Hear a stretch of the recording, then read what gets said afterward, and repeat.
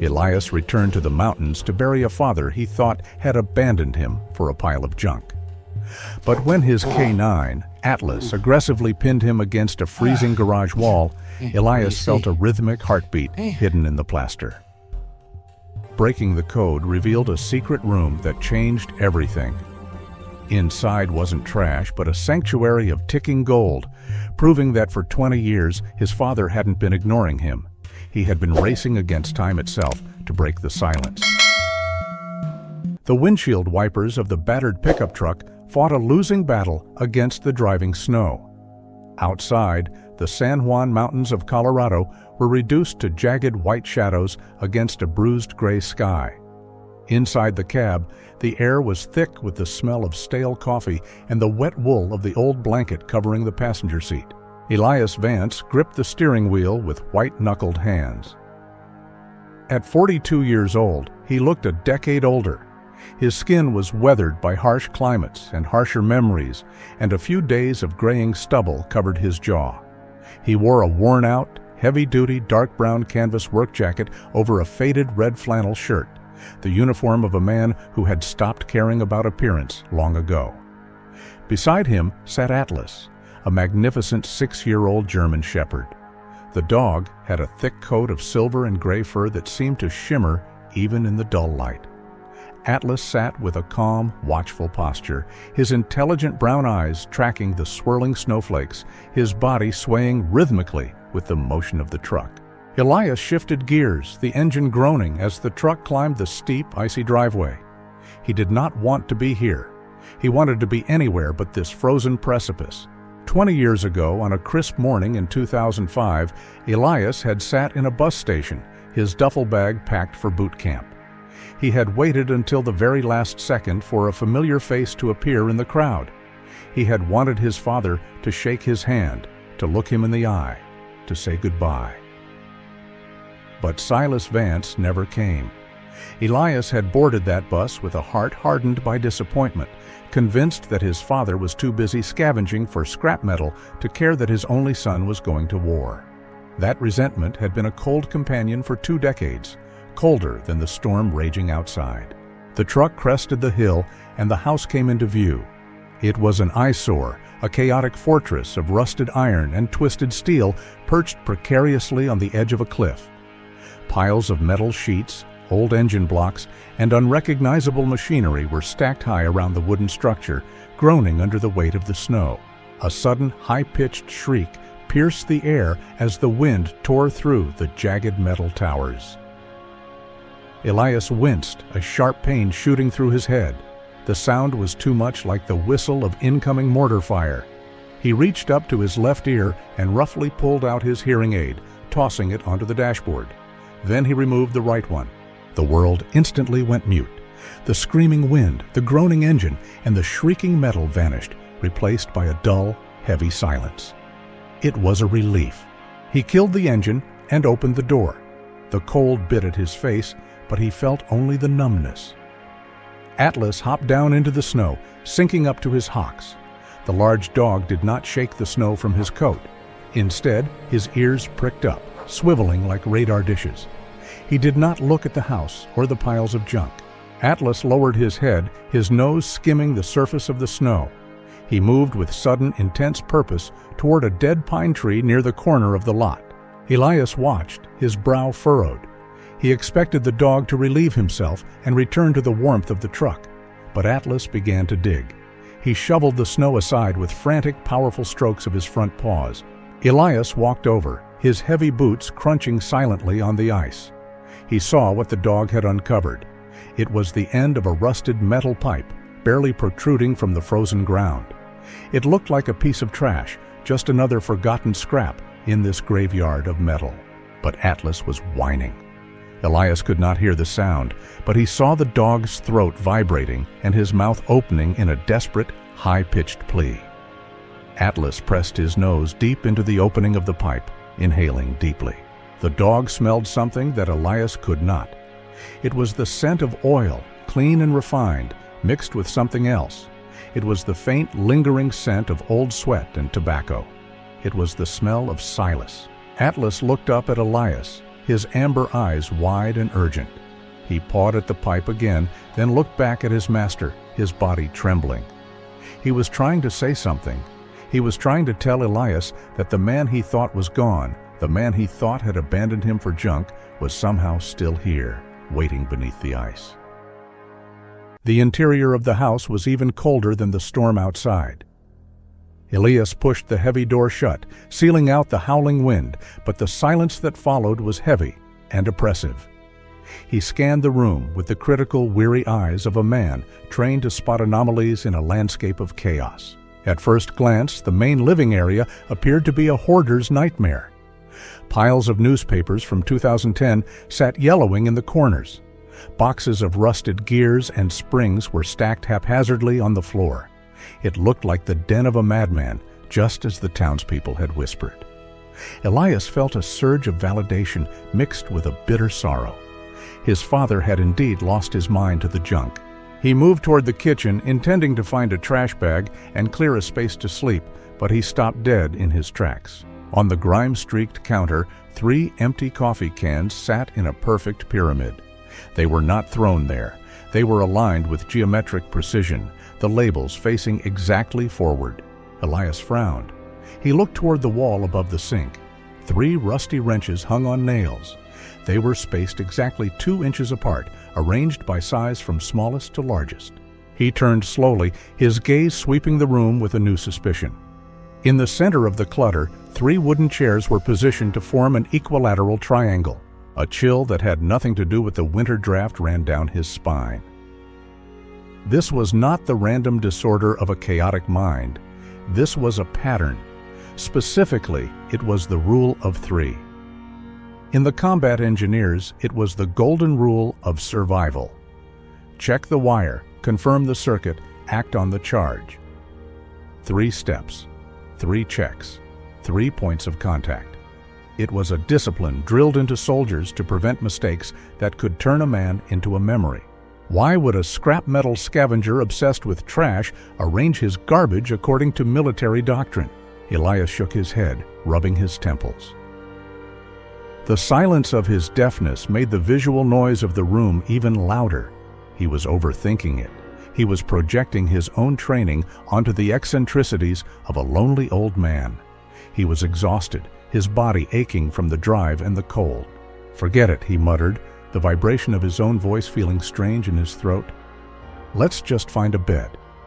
He turned away from the strange displays, aiming for the hallway that led to the back bedrooms.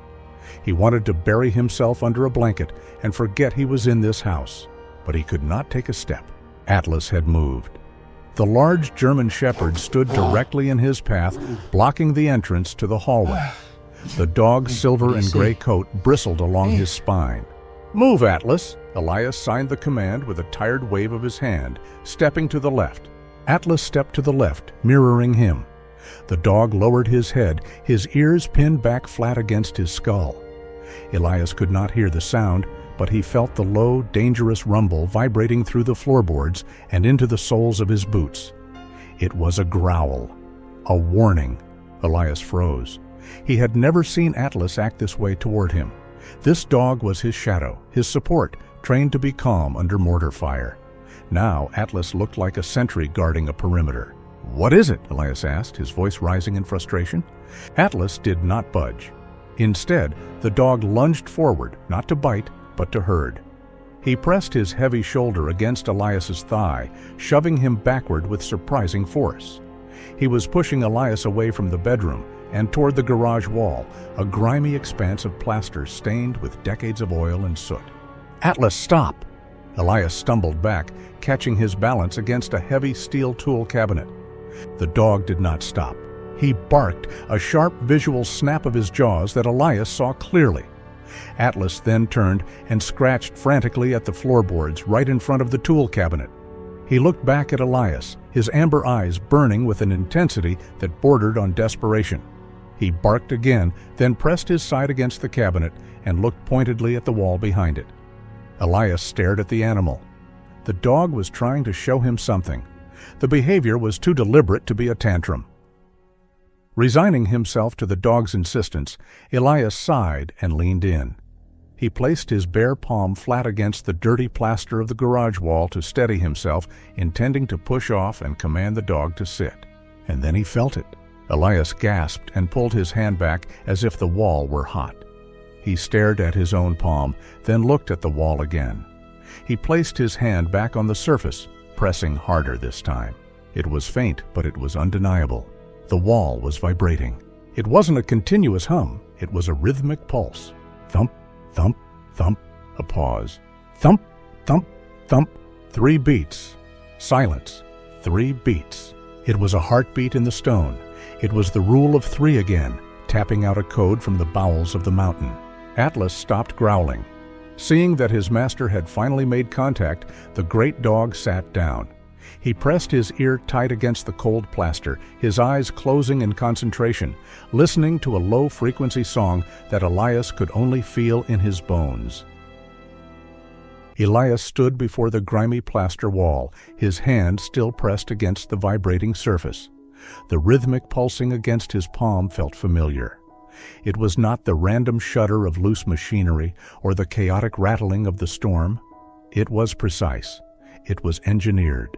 His mind flashed back to the dusty roads of foreign lands, to the terrifying quiet of a bomb disposal operation.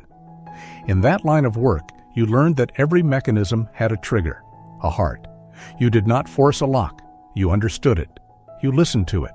He realized then that the wall was not a barrier, but a membrane. Behind the plaster and the lath, there was a mechanism waiting for a specific frequency, a resonance lock. It was a brilliant, paranoid piece of engineering that only a man like his father could devise. A lock that required no key, only the right vibration at the exact right point of structural weakness. Elias looked around the cluttered garage and grabbed a heavy steel crowbar from a pile of scrap. He did not intend to pry the wall open. He needed a tuning fork. He turned to the dog. "Atlas," he said, his voice flat in the silence of his own head. "Listen." He tapped the crowbar against the wall, far to the left of the heavy cabinet. The vibration traveled up the steel bar and into his arm, dull and flat. Atlas sat perfectly still, his ears relaxed, his gaze drifting. Elias moved a foot to the right and struck the wall again. A sharp vibration. Atlas did not react. Elias moved again, closer to the center of the heavy tool cabinet. He struck the plaster. The feeling in his hand changed slightly, a subtle shift in the reverberation. Atlas's left ear twitched. Elias froze. He struck the same spot again, harder. Atlas lifted his head. The dog's amber eyes narrowed, focusing intensely on the patch of wall Elias had just hit. He tilted his head to the side, the universal canine sign of curiosity and engagement. "Here?" Elias whispered. He moved the crowbar just an inch to the right and struck again. Atlas stood up. He took a step forward and pressed his nose almost against the wall, his tail giving a single, slow wag. His ears were swiveled forward, cupping the sound that Elias could not hear. The dog's body was tense, vibrating with the same frequency as the hidden mechanism. This was the sweet spot, the point of resonance. Elias took a deep breath, steadying his hands. He gripped the crowbar tightly. He remembered the pattern from the kitchen. The rule of 3. He swung the bar. The steel tip struck the plaster with a heavy, solid impact. He waited a beat. He struck again, with the exact same force. Another beat. He struck a third time, driving the energy deep into the hidden skeleton of the house. For a moment, nothing happened. Elias stared at the dirty wall, feeling foolish. Then he felt a tremor run through the floorboards beneath his boots. It was a low, grinding shudder, powerful and deep. Atlas took a step back, watching the heavy steel tool cabinet with wide eyes. With a smooth, hydraulic hiss that Elias felt as a change in air pressure against his skin, the entire section of the wall, including the massive cabinet, began to move. It did not swing open. It slid sideways on a hidden track, retreating into the mountain itself with the silent grace of a bank vault door. A beam of warm, golden light sliced through the gloomy gray of the garage. It washed over Elias and Atlas, carrying with it a scent that was completely alien to the rest of the house. It was not the smell of rust and rot. It was the smell of clean oil, cedarwood, and ozone. Elias stepped into the light. He found himself standing on the threshold of a different world. It was a long, narrow room, pristine and white, like a surgical suite or a laboratory. But it was not sterile. The walls were lined with shelves, and on every shelf there were clocks. There were hundreds of them, grandfather clocks, mantel clocks, cuckoo clocks, and skeleton clocks with their brass gears exposed. And they were all moving. Elias stood paralyzed, his eyes wide. He could not hear the ticking. To him, the room was as silent as a tomb, but he could see the sound. He saw the hundreds of brass pendulums swinging back and forth. He saw them moving in perfect, impossible unison, left, right, left, right. They swung together like a marching army, like a single, massive heart beating in the center of the mountain. The visual rhythm was overwhelming. It was a symphony of motion, a chaotic collection of machines brought into a terrifying, beautiful order. The room was alive. It was breathing. And in the center of that golden, rhythmic light, Elias felt small, like a child who had stumbled into a wizard's sanctum. Atlas walked past him, his claws clicking softly on the pristine white floor. The dog looked up at the wall of moving pendulums, his ears perked, listening to the thunderous, synchronized ticking that filled the air, a sound that his master could only imagine. The air inside the container was cool, dry, and smelled faintly of clove oil and ozone. It was a stark contrast to the damp, metallic tang of the scrapyard outside. Elias moved deeper into the room, his boots making no sound on the white, anti-static floor. He felt like an intruder in a temple, a rough, unpolished stone in a room full of diamonds. Atlas padded silently beside him, his nose twitching as he investigated the strange, sterile environment. The dog stopped at the foot of a massive workbench that dominated the center of the room. It was not the greasy, chaotic table of a mechanic, but the organized station of a master craftsman. Elias approached the bench. Under the magnification of a large, swinging lens, he saw the components of a watch scattered like stardust. Tiny gears, hairsprings thinner than a human eyelash, and screws so small they looked like specks of dust. And in the center, a set of watch hands, glowing with a deep, iridescent blue. It was blued steel, a material that required precise heating to achieve that specific, unyielding color. It was the color of a gun barrel, but here it was delicate, beautiful. To the right of the workspace lay a thick, leather-bound ledger. The cover was worn where a hand had rested on it for years. Elias reached out, his fingers trembling slightly, and opened the book. The pages were filled with diagrams, calculations, and notes on metallurgy. It was a log of production, detailed and obsessive. But Elias was not looking for technical specifications. He turned the pages backward, flipping through the years, searching for a specific date that had been burned into his memory like a brand. He found it, June 14, 2005. The handwriting was cramped, the ink slightly smeared as if the writer had been rushing. "Today the boy leaves for the army," the entry read. "I cannot go to the station. I cannot look him in the eye. If I stop now, the shipment for Monsieur Bern in Zurich will be late. This contract is the big one. It is enough to open the trust fund. It is enough to buy him the best hearing insurance the world can offer. He thinks I do not care. Let him think that. Hate is a better fuel than pity. Goodbye, son. Come back safe." Elias stared at the words, his breath hitching in his chest. The silence in his head seemed to shatter. For 20 years, he had nursed the wound of that empty platform at the bus station.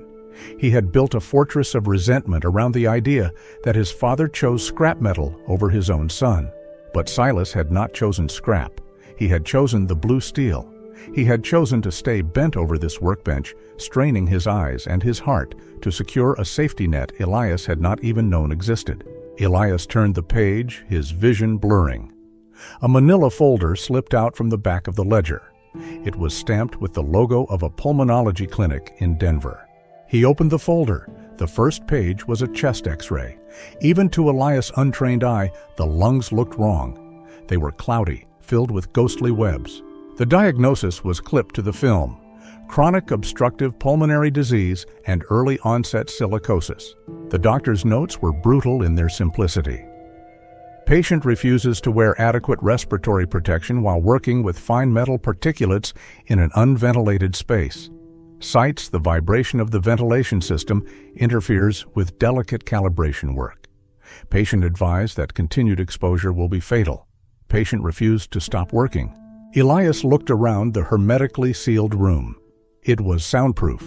It was vibration-proof. But to make it so, his father had turned off the heavy air filters when he was doing the finest work.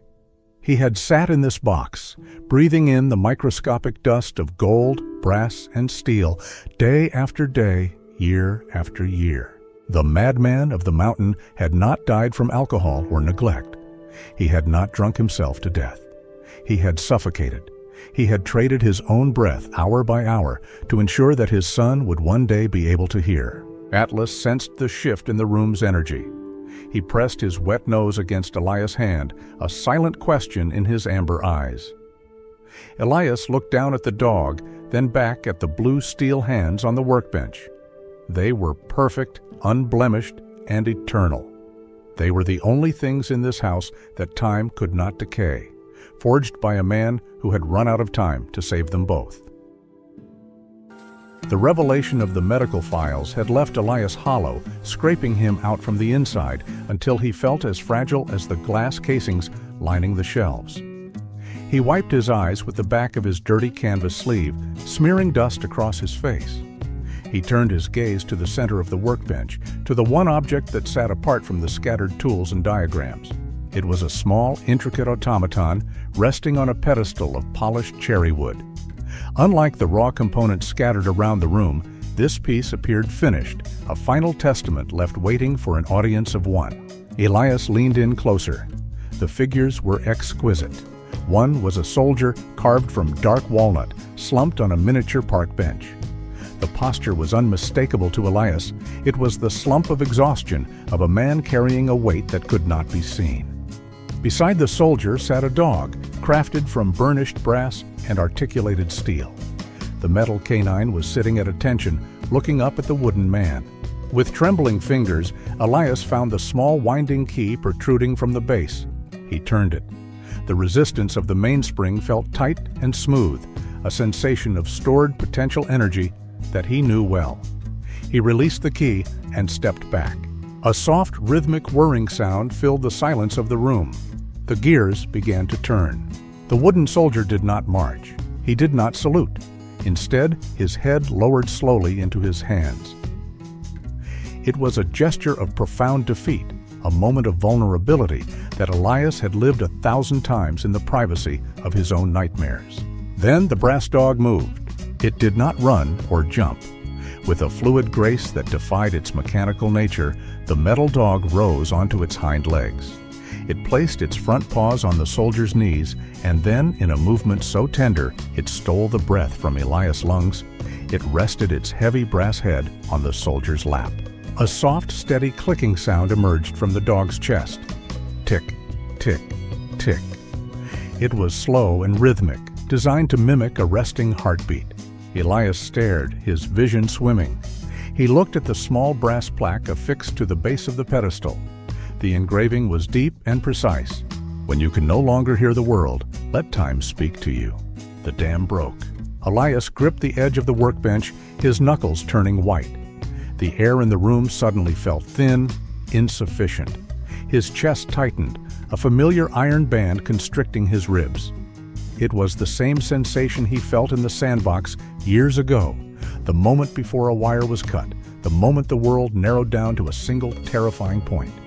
It was a panic attack, violent and consuming. He was shaking now, a violent tremor that started in his hands and seized his entire frame. He gasped for air that wouldn't come. The walls of the container seemed to be closing in, the beautiful clocks morphing into looming threats. He slid down to the floor, his back pressing against the cold metal of the cabinet, his knees drawn up to his chest. He was drowning in a sea of 20 years of misplaced anger and sudden, crushing guilt. Suddenly, a heavy weight hit his chest. Atlas was there. The real dog did not bark or whine. He knew the signs. He had seen the tremors, smelled the spike in cortisol. Atlas placed his large, heavy paws squarely on Elias' shoulders, forcing him back against the cabinet. The dog then laid his entire upper body across Elias' torso, pressing down with a solid, grounding weight. It was deep pressure therapy. It was the anchor in the storm. Elias wrapped his arms around the dog's thick, silver fur, burying his face in the coarse coat. He could feel the warmth of the living animal seeping into his cold skin. He could feel the steady, powerful thrum of Atlas' heart beating against his own erratic pulse. Above them on the workbench, the machine continued its cycle. The brass dog clicked its mechanical heartbeat, a steady metronome of comfort crafted by a father who could not touch his son, but who understood his pain perfectly. On the floor, the living dog offered his breath and his warmth. Two guardians, one made of gears and love, the other of flesh and loyalty. Both of them telling Elias, in the only language he could truly understand, that he was not alone. For the first time since the war, Elias did not fight the tears. He let them come, hot and fast, washing away the silence of the last 2 decades. The blizzard had exhausted itself overnight. Outside the hidden sanctuary, the San Juan Mountains were draped in a blindingly white silence, the morning sun turning the jagged peaks into diamonds. Inside the container, the warm, golden light remained constant, but the atmosphere had shifted. It was no longer a tomb of regret. It was a cathedral of waiting possibilities. Elias sat at the workbench, the wooden soldier and the brass dog still resting before him. In his hand, he held the external processor of his cochlear implant. He had ripped it off in the truck cab what felt like a lifetime ago, desperate to escape the screeching dissonance of the storm. Now he looked at the small device with a new understanding. It was not just a piece of medical technology. It was a gift. It was the physical manifestation of every hour his father had spent breathing dust in this sealed room. With a steady hand, Elias placed the processor behind his ear and let the magnet snap into place against his skull. He took a deep breath, his finger hovering over the switch. He had lived in silence for so long that the return of sound always felt like a violent intrusion, but he owed it to Silas to listen. He flicked the switch. There was a brief, high-pitched whine of electronic calibration, and then the world rushed in. Elias flinched instinctively, bracing for the scream of the wind or the grinding of rusted metal. But those sounds were gone. Instead, a gentle, rhythmic symphony washed over him. It started as a murmur, a soft, collective hum. Then his brain separated the layers. He heard the deep, slow oscillations of the grandfather clocks. He heard the rapid, busy chipping of the carriage clocks. He heard the steady, soothing beat of the automata on the shelves. It was 1,000 mechanical hearts beating in perfect unison. It was not noise. It was order. It was the sound of time being carefully, lovingly kept. By the door, Atlas suddenly lifted his head. The great silver German shepherd swiveled his ears toward the steel entrance, detecting the faint whisper of the dying wind outside that Elias could not hear. The dog stood up, his muscles bunching as he prepared to investigate. Then he moved. Elias froze. He heard it. It was a sound he had not truly heard in years, lost to the high-frequency hearing loss that the explosions had stolen first. It was the sharp, rhythmic tap of claws against the hard floor. Click, click, click. Atlas paced a tight circle and looked back at his master, his tail giving a soft swoosh through the air. Elias turned on the stool, his eyes locking with the dog's amber gaze. A smile, genuine and fractured by relief, broke across his weathered face. "I hear you, Atlas," Elias whispered, his voice raspy but steady. The dog tilted his head, recognizing the tone. It was not a command. It was an acknowledgement. Atlas trotted over, his nails clicking a happy staccato, and rested his chin on Elias' knee. Elias buried his hands in the thick fur behind the dog's ears, listening to the rough, contented sigh the animal released. He was no longer deaf to the presence of his only friend. Spring arrived late in the high country that year. When the snow finally receded, revealing the green bones of the mountain, the piles of scrap metal were gone. The chaotic fortress had been cleared, not to erase the past, but to reveal the purpose hidden within. Above the newly painted garage door, a modest wooden sign swung gently in the breeze. Hand-carved into the cedar, the letters read, "Vance and Atlas, Horology and Restoration, free repairs for veterans." Inside, the workshop was no longer a secret. The heavy steel door stood open, letting the fresh mountain air mingle with the scent of clove oil. Elias sat at the bench, a jeweler's loupe pressed to his eye. He was not dismantling a bomb. He was reassembling the escapement of a vintage pocket watch belonging to a Vietnam veteran from the town below. His hands, once trained to prevent destruction, were now dedicated to making broken things whole again. On a rug by the door, basking in a square of sunlight, Atlas lay asleep. His paws twitched in a dream, scratching faintly against the fabric. Elias paused his work, lifting his head to listen to the soft, rhythmic breathing of the dog and the steady ticking of the clocks. It was the music of a life reclaimed, measured out one beat at a time. True love does not always shout. Sometimes it is hidden in the quietest sacrifices, waiting for the right moment to be heard.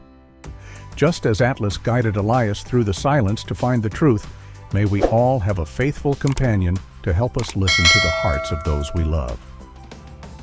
If this story resonated with you, please share your feelings in the comments and consider subscribing to Join Our Journey. The next moving tale of loyalty is already waiting for you on the screen right now.